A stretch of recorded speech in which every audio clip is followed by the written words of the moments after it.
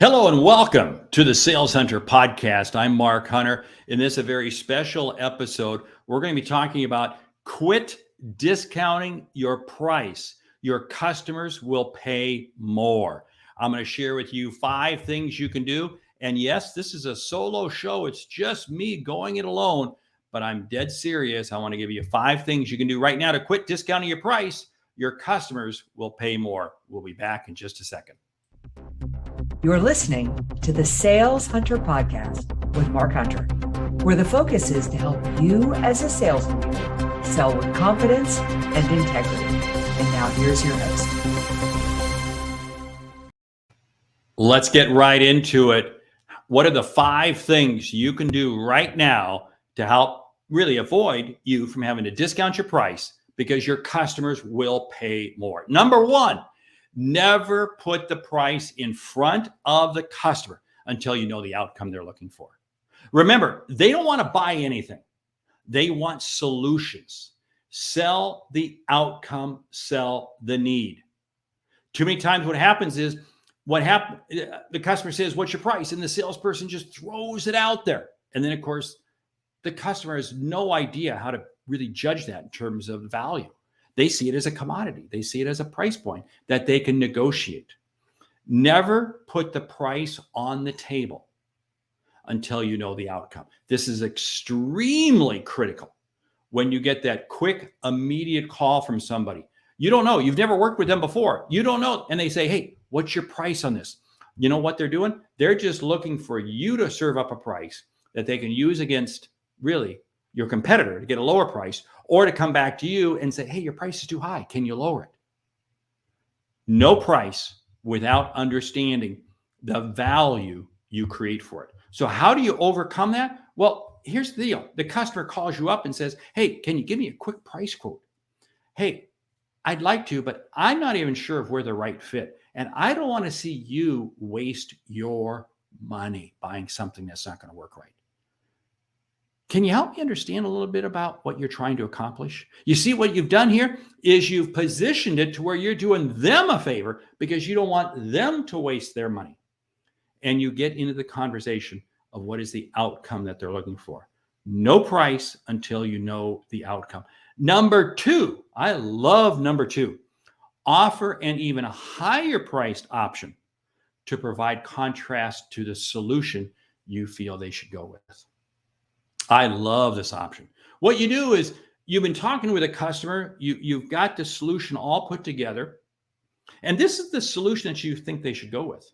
But then what you do is you create an even higher priced option, and you share with them the higher priced option to begin with. And you go ahead and let them puke all over it. "Oh, wow, that's just too high. That's just too high. That's just too high." Well, you know what? I've got another option here for you.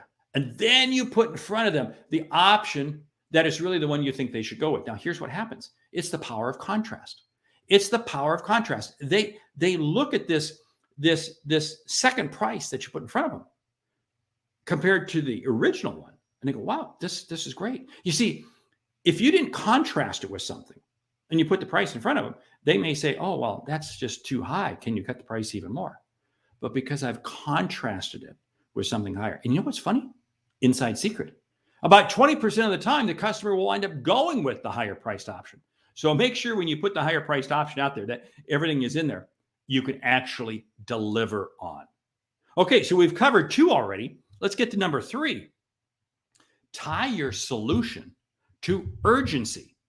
When your customer has plenty of time there's no rush. When there's a deadline, they move. Let's back this bus up a little bit and explain and unpack this. Here's the deal. Customers, more than ever today, are only making decisions on what they critically have to buy. They're so to speak, saving their gunpowder. They're keeping their gunpowder dry for when they need it. So here's the thing. They're not going to spend unless there's urgency. And here's the whole thing. The closer I get to urgency, the more I'll be willing to pay. You see, if I have all the time in the world to buy something, guess what? The customer is going to convey that to you. And when the customer conveys it to you, you're going to get scared. And what are you going to do? You're going to lower your price. Conversely, if you can get the customer to feel there's a sense of urgency. Now, don't go creating fake urgency. Don't create fake urgency. It's got to be real. It's got to be real. But the urgency is generally tied to the outcome. Quick story here. I was getting ready to do some work for a major company. We'd gone through, figured out the outcome, figured out everything. Put a solution on the table. VP of sales loved it. CEO got involved, got me on the phone and said, your price is way too high. How much will you cut it by? And I said, the only thing will change is the value you're going to get. How much business do you expect to lose next year because the competitor's coming into the marketplace? There was this pause. And he said, that was good. You're hired. You see, what was the deal? We knew that they had some competitors coming into their marketplace. We knew that they had some competitors that were coming into the marketplace, potentially take a lot of their business. They needed me and my company more than ever. They needed me to come in and help them understand how to sell at full price, how to get the order in the face of competition. You see, there were two things going in our favor at that point in time. There was the urgency. See, that he knew he had to make a decision now. And two, you know what's interesting? We'd even put a higher priced option on the table earlier. And the VP of sales said, can't go with that one. We're going to go with this one. So I knew the VP of sales had shared that with the CEO. You see, it was a blend of 2 and 3. And we got the full price package, full price deal. And yes, we made a huge difference with that company. Number 4, low price is a reflection of low value. Increase the value and you increase the price. Think about this. Now, okay, you probably have heard this before. We've all heard this before. But here's the deal. It's not about giving away the farm. It's about helping them increase how they will benefit. You see, here's the thing. Low price is a reflection of low value. So sometimes what customers say or salespeople say is, well, I just need to offer them more. I need to add this service, this service, this service, this service. Problem is what I'm doing is I'm giving away the farm. Now I can offer a service to the customer if it's of no low cost to me, but high value to them. You see, if I'm in this value price dilemma, what I'm looking for is what are the services, what are the things I can do that I can offer you that is of low cost to me, but of high value to you. It might be the delivery schedule. You might say, hey, you might have told me in our discovery meetings that early morning deliveries are more advantageous to you. So I can increase the value by saying, hey, we can make sure that you have your product here every week when we deliver before 8 a.m. Because you know also from a scheduling standpoint, a routing standpoint, that your trucks can make those deliveries very, very easy. They just change a little bit. And so it's a low cost, but it's of high value. That's how you create. You see, here's the whole thing.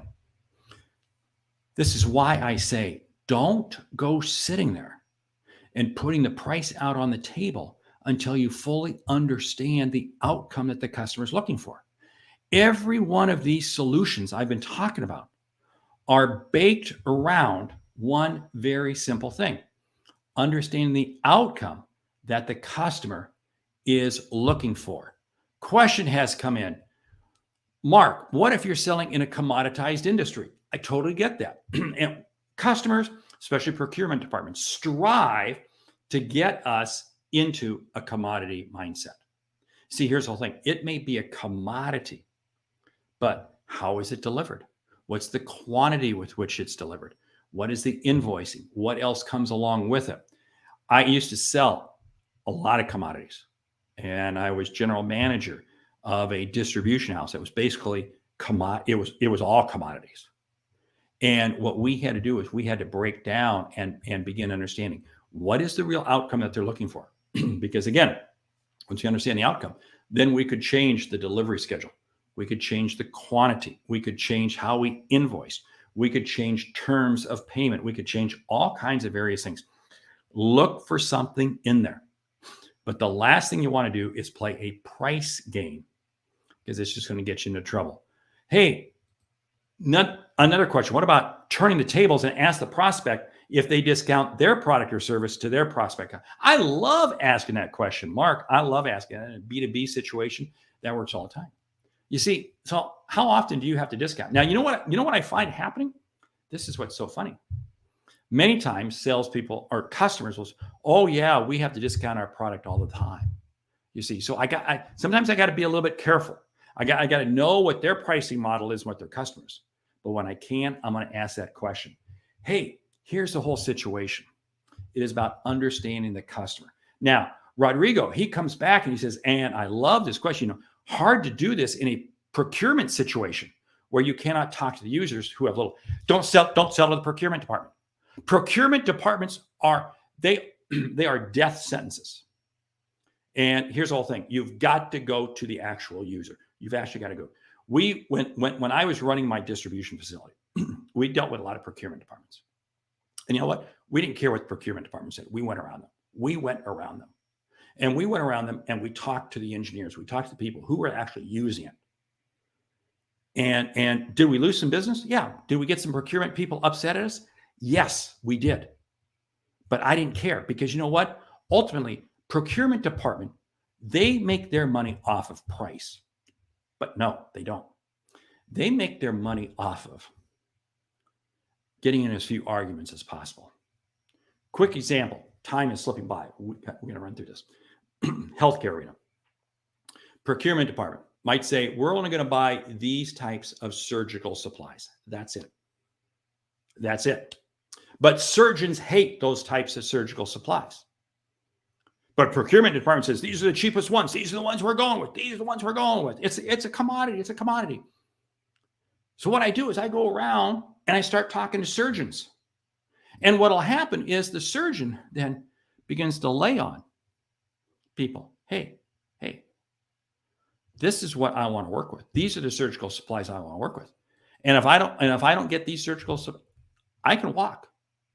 You see, you got to go to the people who have the power. I see this in software all the time. I see this in technical hardware. Procurement department wants to buy certain types of computers. Go to the end users and you push down, because they're all commodity. They're all like the same processor, same speed, yada, yada, yada, yada, yada. You've got to go to the end user. Hey, this is absolutely terrific. The message board is lighting up. I don't have time to get everything in there. But I'll tell you what, I love this from a LinkedIn user. Price orientation and positioning is very crucial in any industry to build self-confidence for the sales force. And that happens to be number 5 on my list. Perfect timing. Communicate with confidence. This came to me by way of a vice president procurement company. If I mentioned the name, you would know the name. You would recognize the company. He said, Mark, you know what's interesting? I tell all my procurement people, if the salesperson cannot communicate the price with eye contact, solid voice, strong body language, I know there's a discount to be had. Whoa, think about that. You see, here's the whole thing. Communicate with confidence. And this means you don't communicate your price by way of email. It's with legs attached. This is why you do not enter into bids. Oh, well, here's a bid. Unless you had the chance to input into how that bid package is being put together, you don't want to respond to it, period. Because guess what? All they're going to do is play the price game. I see too many salespeople wasting way too much time going after bids. Okay, that's a separate topic. We're going to jump into that one in a separate one. But let's come back to number 5 here. And that is communicate with confidence. More discounts are given based on the lack of confidence by the salesperson than are given based on the demands of the customer. What do I mean by this? Here's what happens. Salesperson puts the price out there and the customer doesn't respond. So, well, what do you think? And immediately the salesperson begins discounting the price. This is why when I spend time focusing on what is the outcome, what I'm looking for is not only for the customer to understand the outcome, but I want to gain the confidence. What I've had a chance to go through with you very quickly are 5 things you can do Let's recap them very quickly. 1, never put the price in front of the customer until you know the outcome. 2, offer an even higher priced option to provide contrast. Number 3, tie your solution to urgency. Number 4, low price is a reflection of low value. Increase the value, you increase your price. And number 5, communicate with confidence. Hey, this has been another fast episode of the Sales Hunter podcast. Here's the whole situation. I want you to check out the Sales Hunter University. Why? Because we have courses out there that are designed to help you become a better salesperson. Hey, my name is Mark Hunter, the Sales Hunter. I want to say thank you for listening to the Sales Hunter podcast. Check out each and all of the episodes. We'll see you next week.